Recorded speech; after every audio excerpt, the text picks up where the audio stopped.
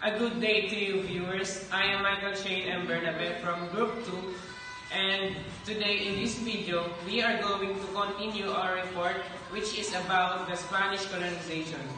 In this video we are going to continue on our topic, Dr. Jose Benizal, which will be discussed by Siti Bandar.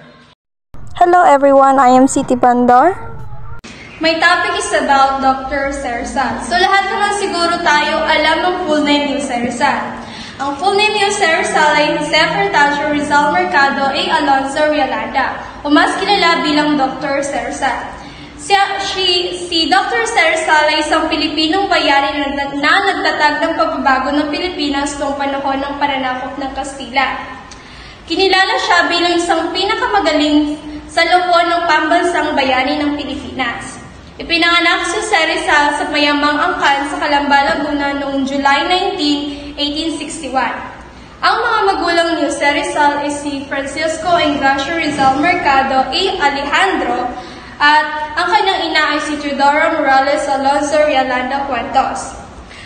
Nagsilbing unang paaralan ni Jose Rizal ang kanilang tahanan na ang kanyang mismong ina na si Teodora ang kanyang unang naging guro. Noong ika-20 ng Enero 1872 ay pumasok si Jose Rizal sa Ateneo Municipal de Manila at nakakuha ng Bachelor Prossini noong 1877. Sa pananatili ni Jose Rizal sa Ateneo Municipal de Manila ay natanggap niya ang lahat ng pangunahing sobresalente sa lahat ng aklat. Ang sobresalente po ay isang mataas na karangalan o mataas na award. Noong 1877 naman ay pumasok si Jose Rizal sa Universidad ng Santo Tomas upang mag-aral ng medisina. Maganda at matataas ang kanyang marka sa UST, ngunit hindi na ito natapos noong 1882 dahil kinailangan nitong umalis sa Pilipinas dahil unti-unti nang nagiging mainit ang mata ng mga Espanyol dahil sa akdang ginawa nito o ang kanyang sinulat. Ipinagpatuloy ni Jose Rizal ang kanyang pag-aaral sa Spain at nakakuha ng degree sa medisina mula sa Universidad Central de Madrid noong 1886 at naging praktikal na doktor na dalubhasa sa ophthalmology. Nag-aral din si Jose Rizal sa pamantasan ng Heidelberg at Paris. Si Jose Rizal ay mahusay sa pagpinta, pagguhit, paglilong at magaling rin bilang isang makata, nobilista at manunulat. Itinatag ni Jose Rizal ang La Liga Filipina. Ang La Liga Filipina po ay isang lihim na samahan, isang samahan na naging daan sa pagkabuo ng katipunan sa pamumuno ni Andres Bonifacio. Ang La Liga Filipina ay isang lihim na samahan na nagpasimula ng himagsikang Pilipino laban sa Espanya. May isang inatasan na bumaril kay Jose Rizal ay isang hanin ng Pilipinong kasapi ng hukbong Kastila, habang ang isa pang hanin ng mga Kastila, habang ang isa pang hanin ng Kastilang hukbong Kastila ay nakahanda upang barilin ang sino mang sa kanila ang susuway. Namatay si Jose Rizal noong December 30, 1896 at age of 35. Isa sa gawa ni Jose Rizal ay ang Noli Me Tangere. Noli Me Tangere. Ang Noli Me Tangere ay isang controversial at popular na gawa ni Jose Rizal noong 1887 during the Spanish colonization.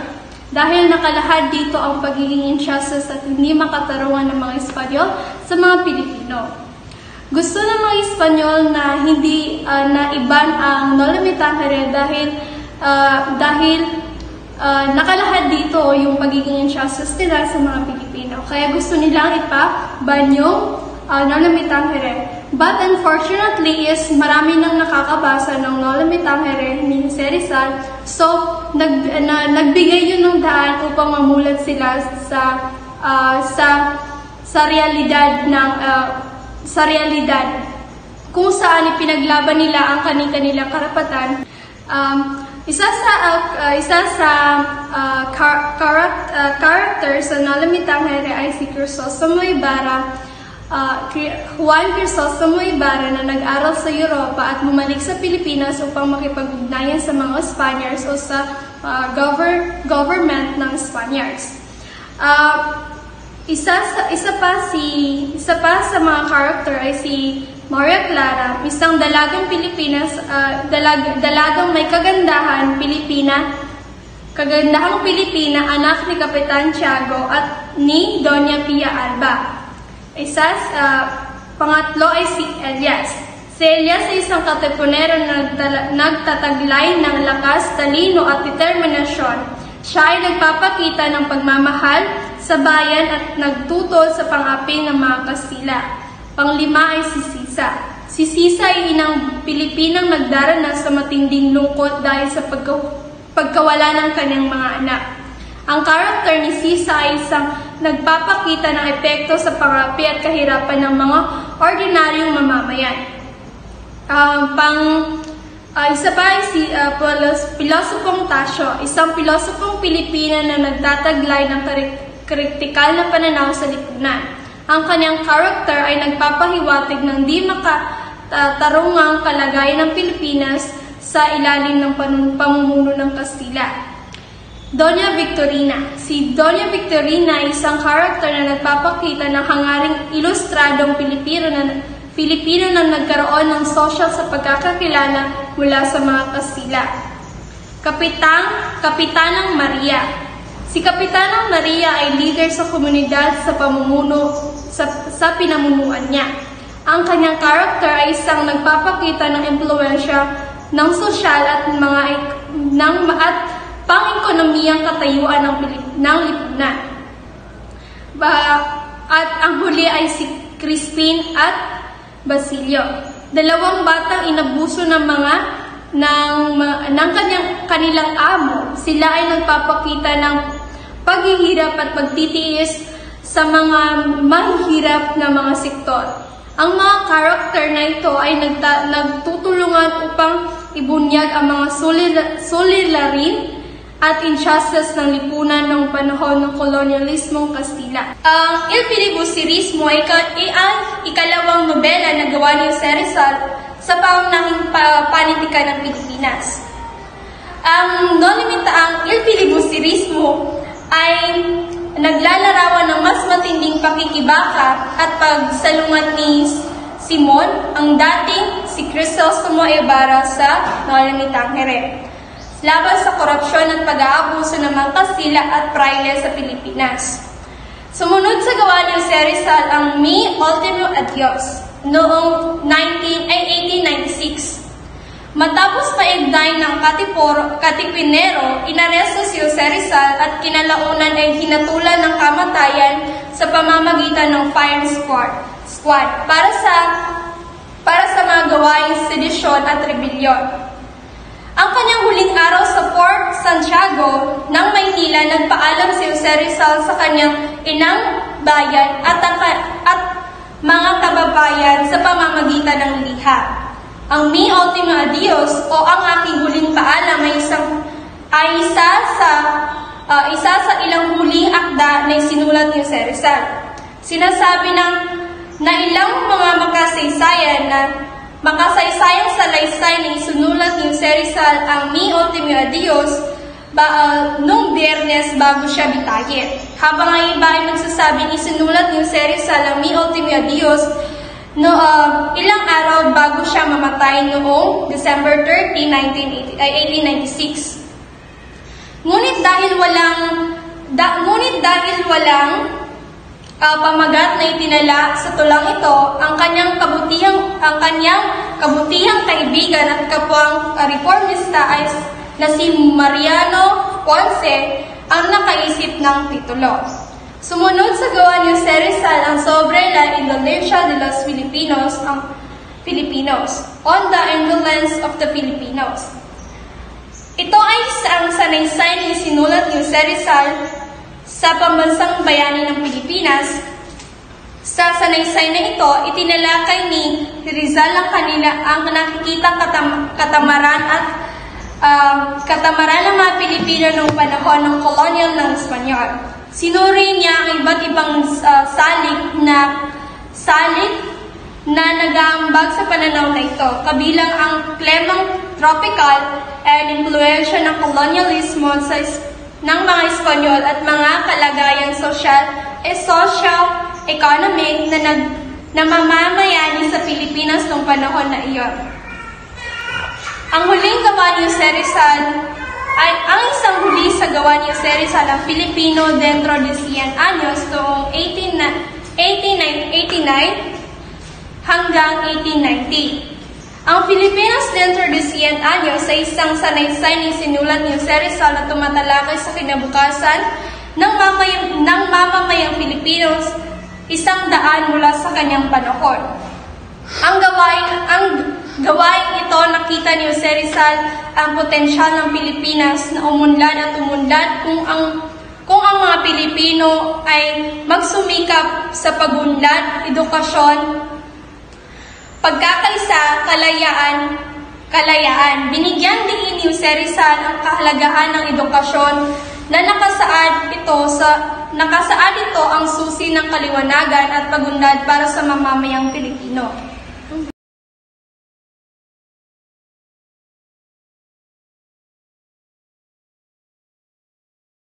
Marcelo H. Del Pilar. Marcelo H. Del Pilar is popularly known for his pen name of Fidel Popdo, Pingdilat, and Dolores Manapat. He was born at Kupang, San Nicolas, Bulacan on August 30, 1850.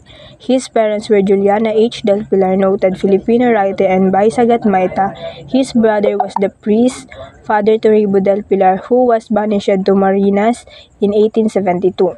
Because there were many children in family, Marcelo H. Del Pilar started schooling at the school of Mr. Flores and then transferred to the San Jose before UST. His last year in law was interrupted for 8 years after he had quarreled with the parish priest during a baptism at San Miguel, Manila in 1880.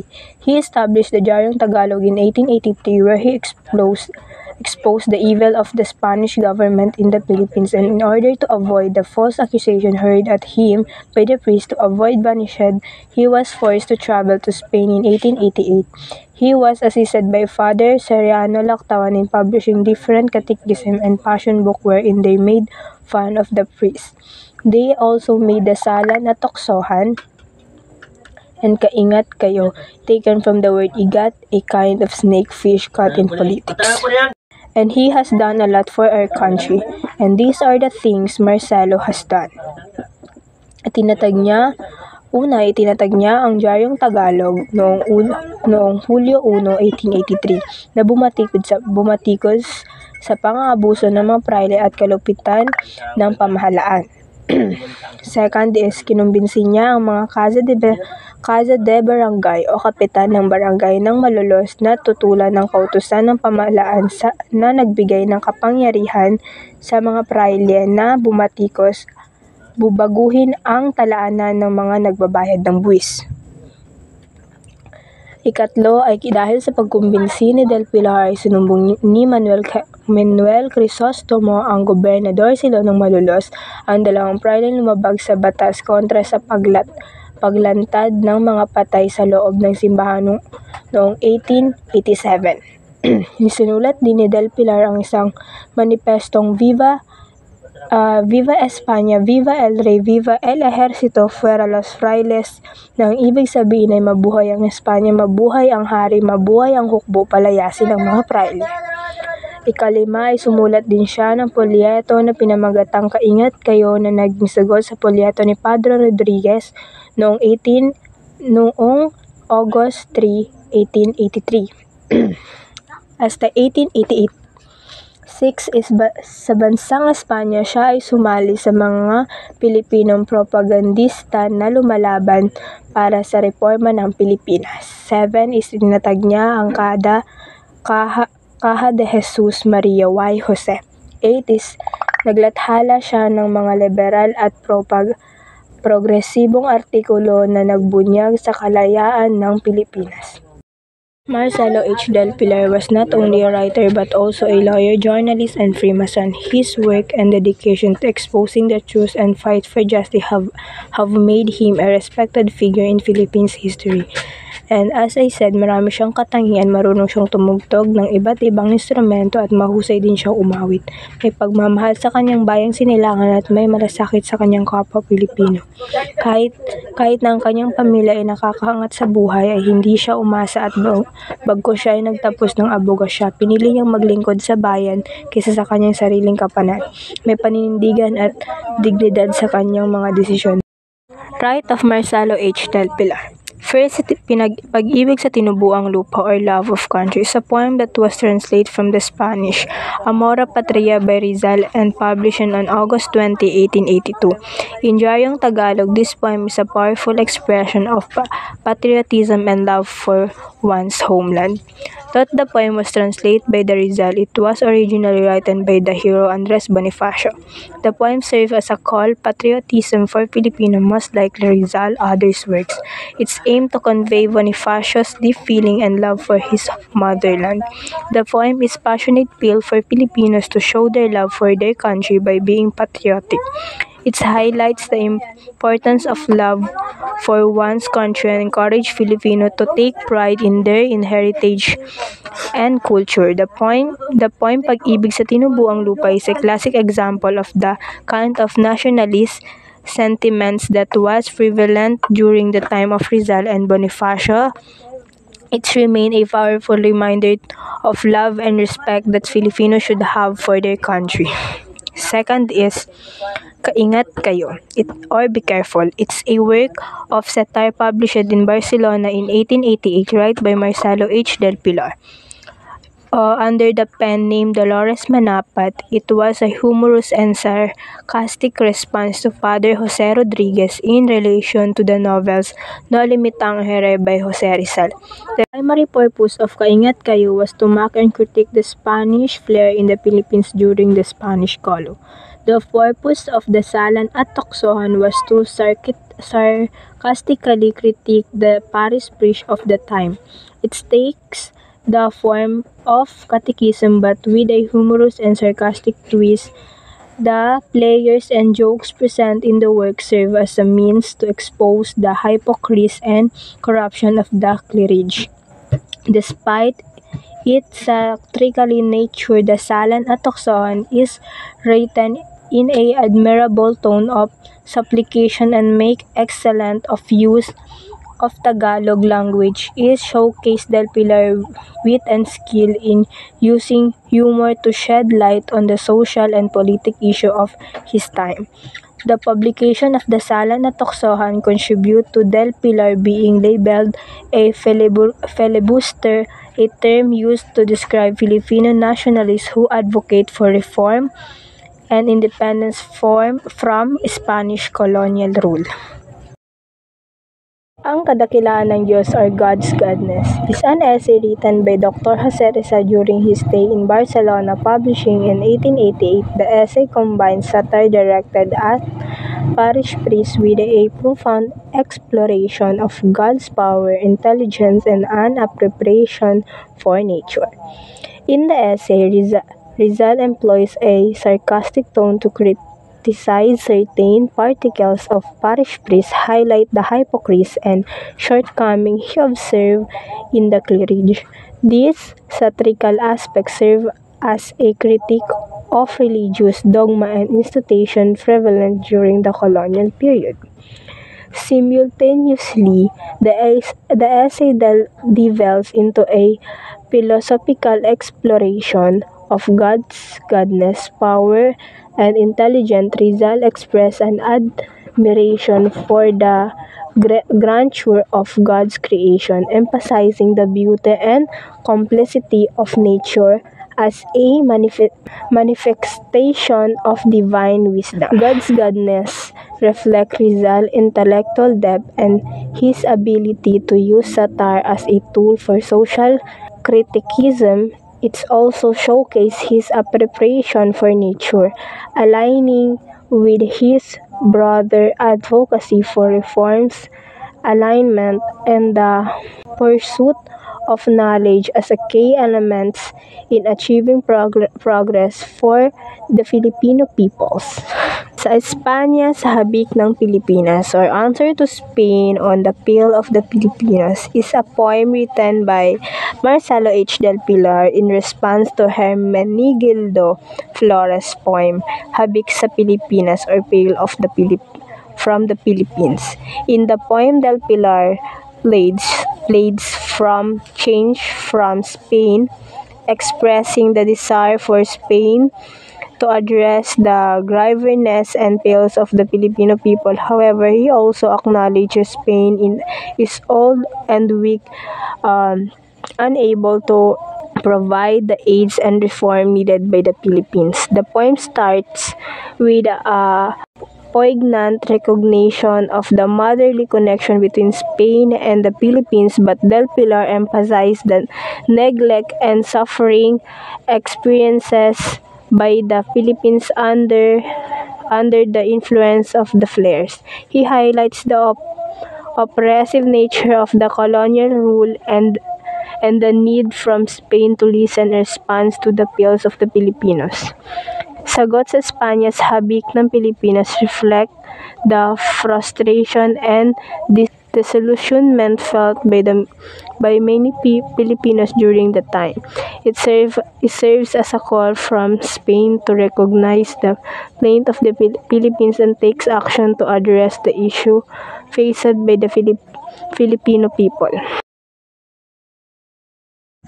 Dupluhang Dalit Mga Bugtong ay isang koleksyon ng mga tula na tumatalakay sa mga pang-aapi ng mga praile sa Pilipinas. Ito ay pagpapahayag ng mga saloobin ng mga Pilipino sa panahon ng kolonyalismo at pagmamalupit ng mga praileng nagdulot ng hirap at pagkaapi sa kanila. Ang mga tula sa koleksyon na ito ay naglalayong ipahayag ang mga injustice at abuso na naranasan ng mga Pilipino sa ilalim ng impluwensya ng mga praile sa pamamagitan ng mga tula. Inilahad ng mga manunulat ang kanilang pagtutol, paglaban at pananawagan para sa pagbabago ng karunungan. Ang Dupluhang Dilat Mga Bugtong ay nagbibigay daan sa mga tula na nagbigay diin sa mga suliranin at paghihirap na kinakaharap ng mga Pilipino sa panahon ng kolonyalismo at pang-aapi ng mga praile. 7. La Soberania and Pilipinas ay nagpapakita ng mga kawalang katarungan na dinanas ng mga Pilipino mula sa mga praile sa pamamagitan ng akdang ito. Pinapakita ang mga pang-aapi at pagsasamantala ng mga praile sa mga Pilipino. Ito ay isang pahayagan ng mga suliranin at laban ng kinakaharap ng mga Pilipino sa panahong iyon. Ang La Soberania and Pilipinas ay naglalayong nagbibigay linaw sa mga injustice na naranasan ng mga Pilipino mula sa mga praile at maghatid ng kamalayan sa mga suliraning panlipunan at pampolitika na dapat labanan at baguhin. Day, ma'am. So this is my assigned topic about Mariano Ponce. Mariano Ponce became an editor-in-chief, biographer, and researcher of the propaganda movement. He used Tikbalang Kalipulaku and Naning as pen names. The common themes of his work were the values of education. He also wrote about how the Filipinos were afraid of the foreigners and of the problems of these countrymen. So among his writing works, number 1 is Mga Alamat ng Bulacan or Legend of Bulacan, contains legend and folklore of his native town. So this is naglalaman ng mga alamat tungkol sa kwento o alamat ng kanyang sariling bayan or kwento patungkol sa kanyang bayan. So number 2 is Pagbukod kay Longinos or the beheading of Longinos, a play show at the Plaza of Malolos, Bulacan. Or ito na yung isang dula ipinakita sa plaza ng Malolos, Bulacan kung saan pinagutan si Longinos. Hello everyone, I am Siti Bandar. Antonio Luna o mas kilala bilang General Antonio Luna. Si Antonio Luna ay pinanganak noong October 29, 1866 sa Binondo, Maynila. At isa siyang pharmacist na pinaalis ng Spaniards patungong Spain. At part siya ng propaganda movement at sumulat siya ng La Solidaridad. Actually, hindi siya kilala bilang isang pharmacist, but isa siyang kilala bilang sundalo, chemist, musician, war strategist, journalist, and hot-headed general. Karamihan sa kanyang mga sinulat ay tungkol sa culture ng mga Pilipino at criticize kung paano namuno ang mga Spaniards. Ang kanyang alias ay Taga-Ilog. Namatay siya noong June 5, 1899 dahil pinatay siya ng mga sundalo ni Emilio Aguinaldo sa Cabanatuan, Nueva Ecija. Dahil bilang pag-angat, siya ay kasikatan na naging banta kay Aguinaldo. Isa sa gawa ni General Luna ay Noche Buena. Ang Noche Buena ay na-publish noong January 12, 1980 in Paris, France, na naglalarawan ng real-life experience ng mga Pilipino at kanyang mga kagawian during the Christmas season, especially tuwing celebration ng Noche Buena in the 19th century. Sumunod ang Ser de Vierten. So, ang pangunahing content na akda na ito ay ang criticize ni Antonio Luna sa Spanish dance na mga Spaniards that is most impossible to thread a needle through them. Ikatlo is La Tertulia Filipina. Naglalarawan ito sa kaugalian ng mga Filipino sa paniniwalaan ni Graciano Lopez Tiana na ito ay superior kaysa Spaniards practices. So, akda ay ang parang nagpapakita ng particular Filipino gathering o celebration na nag-emphasize ng richness of culture and kausayan ng compared sa traditional Spanish colonizers. Pang-apat ay ang For Madrid ay isang criticism ni Graciano Lopez Tiana na ang mga Spaniards who claim na ang Pilipinas ay isang colony ng Spain, pero itinuring nila ang mga Pilipino bilang isang foreigner, lalo na kapag kailangan magbayad ng tax para sa mga selyo. Ini-expose ng akda na ito ang hypocrisy ng mga na nag-aangkin ng colony na itinuring ang mga lokal na parang tagalabas lamang kapag pera ang usapan. Ang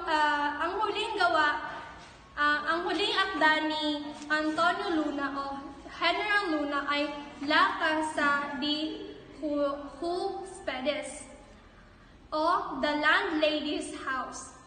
Ito naman ay nagpapakita ng isang may-ari ng bahay na naghahanap ng mga boarders, pero dahil sa pera, kundi upang makahanap ng asawa para sa kanyang anak. Good day again, ma'am. So this is another topic about Pedro Paterno.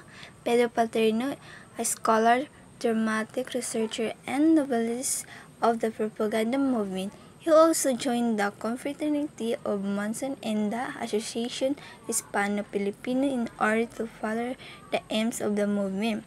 He was the first Filipino writer who escaped censorship of the press during the last day of the Spanish colonization.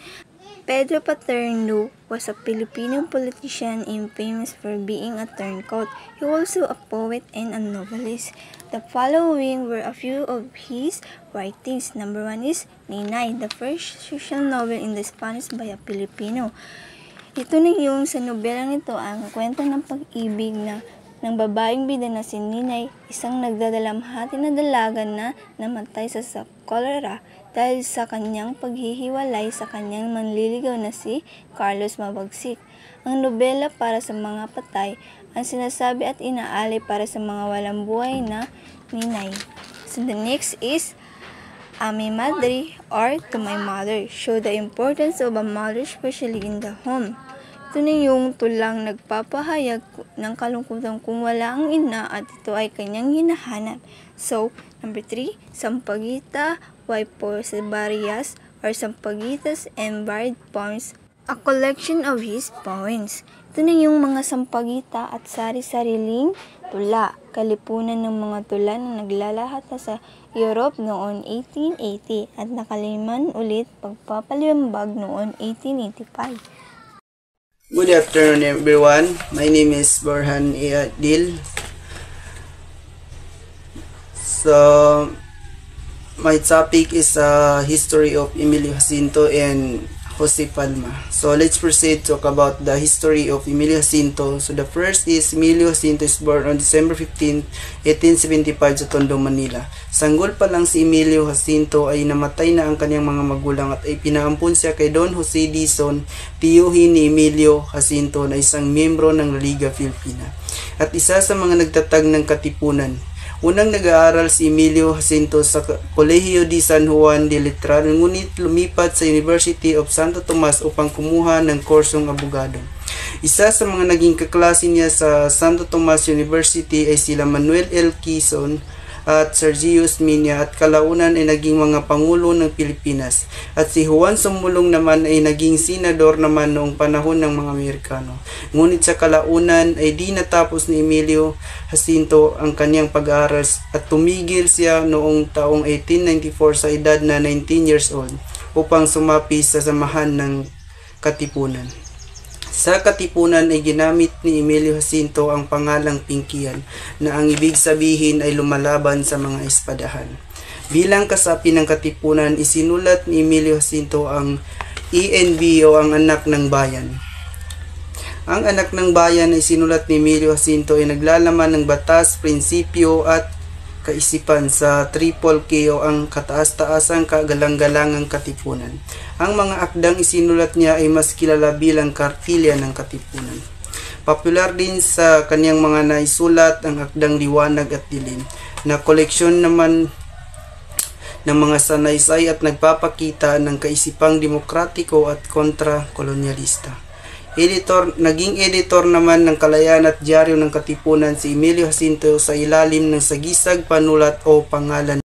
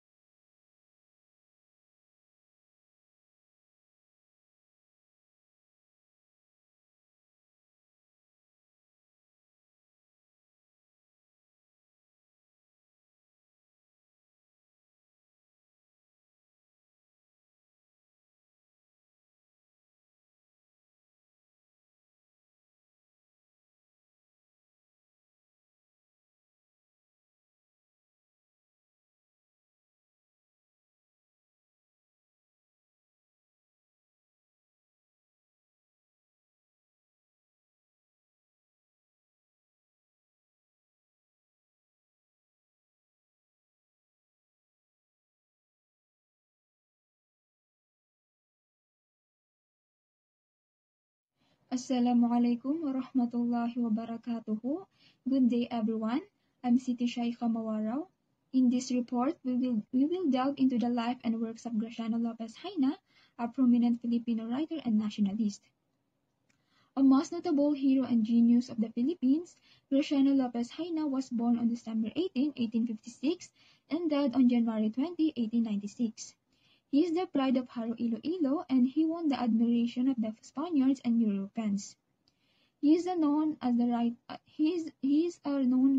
and orator in the Philippines. He wrote 100 speeches, which were published by Remigio Garcia, for a former bookstore owner in Manila, Filatica, and which are still read up to now by modern Filipinos. So si Graciano Lopez Haina ay pinanganak noong December 18, 1856 sa Haro, Iloilo. Siya ay isang Filipino journalist, public speaker, reformist at pambansang bayani nagkilala for his newspaper na La Solidaridad. Kinilala siya ng mga Spaniards and Europeans dahil sa kanyang galing bilang writer at speaker. Sumulat rin siya ng 100 na talumpati at minablish ng dating may-ari ng library sa Manila na si Remigio Garcia at patuloy na mahalaga at binabasa pa rin ng mga modern Filipino at nagpapakita ng kanyang malalim na influence sa Philippine literature at oratory. Lopez Haina left the Philippines in 1887 with the help of Don Claudio Lopez, his rich uncle, and in order to escape the punishment from his enemies, and arrived at Valencia, the center of the Republican movement of the Spaniards. He gained the acquaintance of high officials like P. Margal, Moraita, Moret, Costellar, and Salmeron. So in 1887, umalis si Graciano Lopez Haina sa Philippines at naglakbay siya papuntang Spain nang matulungan siya ng kanyang mayaman na uncle na si Don Claudio Lopez, upang umiwas sa pag-uusig ng mga pralang Kastila at pinuno ng pamahalaan at pagkatapos siya ay dumating sa Valencia. At sa lugar na yun is nakipag-ugnayan siya sa mga kilalang tao tulad ni P. Margal, Moraita, Moret, Castellar at Salmeron, na nag-establish ng influential relationships sa political ng mga usapan noong panahong iyon. Then, from Valencia, he moved to Barcelona where he established the first magazine, La Solidaridad.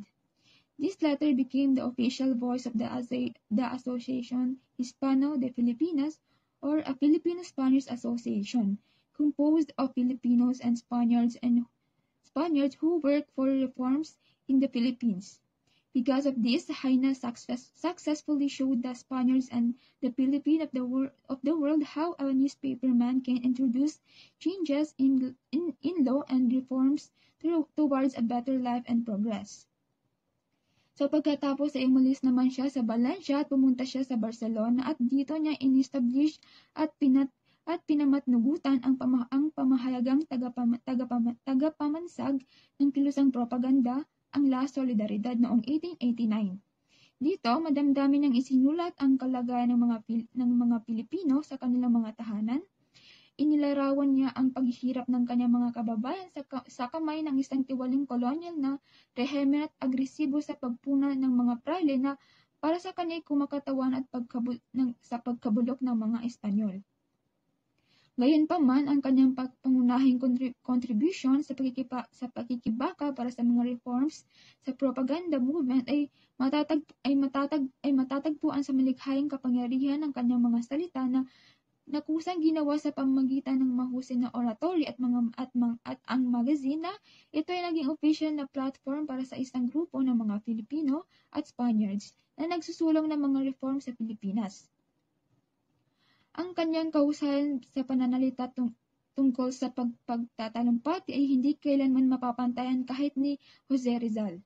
Si Lopez Haina, Jose Rizal at ang journalist na si Marcelo del Pilar ay lumitaw bilang tatlong nangungunang mga tauhan ng propaganda movement.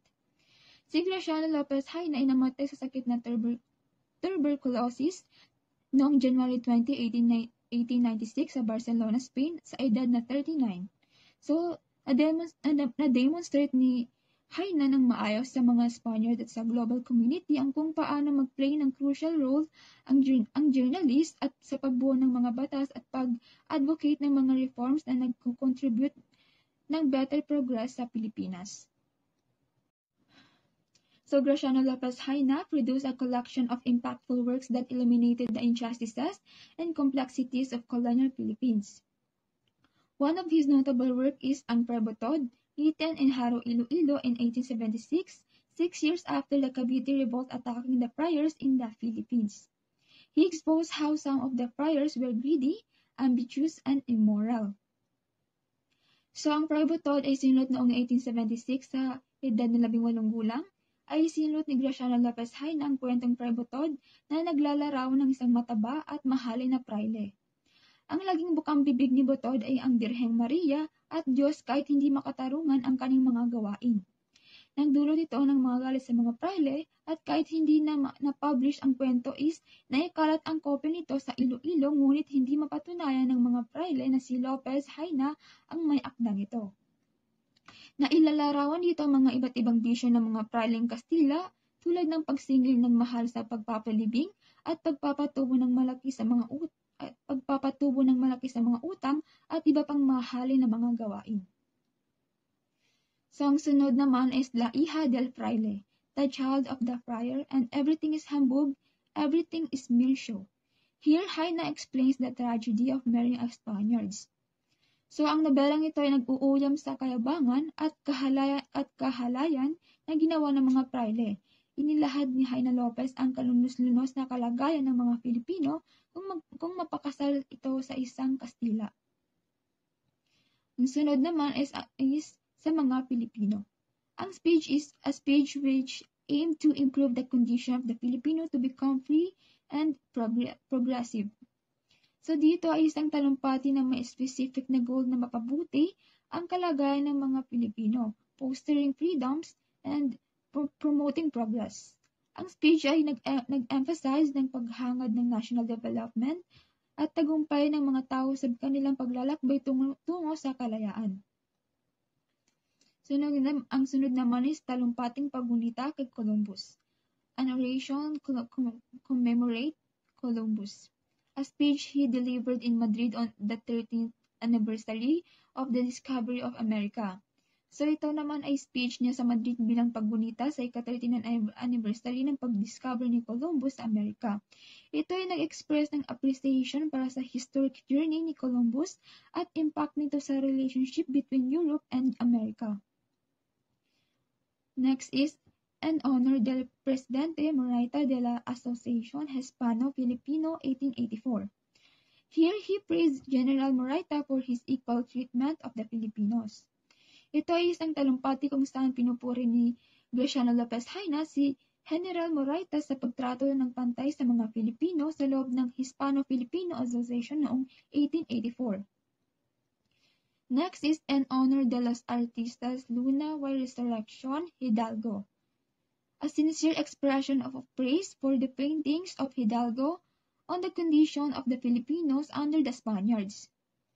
So ito naman ay isang taus-pusong pagpaparangal sa mga artworks ni Luna at Hidalgo at pinupuri ni Graciano Lopez Haina ng mga paintings ni Hidalgo na ini-emphasize nito ang kalagayan ng mga Filipino under Spanish rule. Next is Amor a España o a las jóvenes de Malolos. Love for Spain or to the youth of Malolos. The theme is about how girls were taught Spanish in schools and whose teachers were the governors general of the place. So ito naman ay nakafocus sa kung paano tinuturuan ang mga kababaihan sa Malolos ng wikang Espanyol ng mga governors general sa mga paaralan. Then, in-explore ni Graciano Lopez Haina ang impact ng cultural at educational ng Spanish colonialism sa mga kabataang babae. Sunod naman is Bandolerismo and Pilipinas, the banditry in the Philippines. Haina refuted the existence of banditry in the Philippines and of how there should be laws on robbery and other forms. So sa akda na ito ay itinanggi ni Graciano Lopez Haina ang pag-exist ng banditry sa Pilipinas. Binibigyang diin niya ang pangangailangan ng mga batas laban sa nakawan at other reforms para ma-address ang mga social issues at nag-advocate si Haina sa pagtatag ng legal measures at societal improvements upang labanan ang sinasabing perception ng banditry sa bansa. Lastly, honor in the Philippines. the triumphant exposition of Luna, restoration, and Pardo de Tavera of the thesis that intellect or knowledge gives honor to the Philippines. So ito ay isang tagumpay ng paglalahad ni Luna, resurrection, at Pardo de Tavera na nagtataguyod ng idea na ang katalinuhan o kaalaman ay nagbibigay ng karangalan sa Pilipinas. Ang akda ay nag-celebrate ng kanilang mga intellectual achievements and emphasizes the positive impact ng education and knowledge sa karangalan at kaunlaran ng bansa. So, I introduce myself. I'm Amijoy E. Johnson, and let's proceed to our topic. Newspaper during the Revolution. Newspaper during the Revolution. Noong panahon ng himagsikan, ilang pahayag sa Tagalog ang naglaro ng mahalagang papel sa pagpapalaganap ng mga hangarin ng mga revolusyonaryo. Ang kalayaan, itinatag ni Emilio Aguinaldo noong 1896. Ang pahayagang ito ay nagsilbing opisyal na poblasyon ng Katipunan. Nagkaroon ito ng mahalagang bahagi sa pagtataas ng suporta para sa revolusyon laban sa kolonyal na pananakop ng Espanya. La Independencia. Bagaman lusibo saglaman ang edensya na identitog na tumutulong sa pakikipaglaban para sa kalayaan ng Pilipinas. El Heraldo de la Revolution. Bagaman hindi sa eksklusibo sa Tagalog, naglahathala ang El Heraldo de la Revolution ang mga direkto ng pamahalaang panghimagsikan at balita sa Tagalog na nagpapalakas ng nasyonalismo sa mga Pilipino.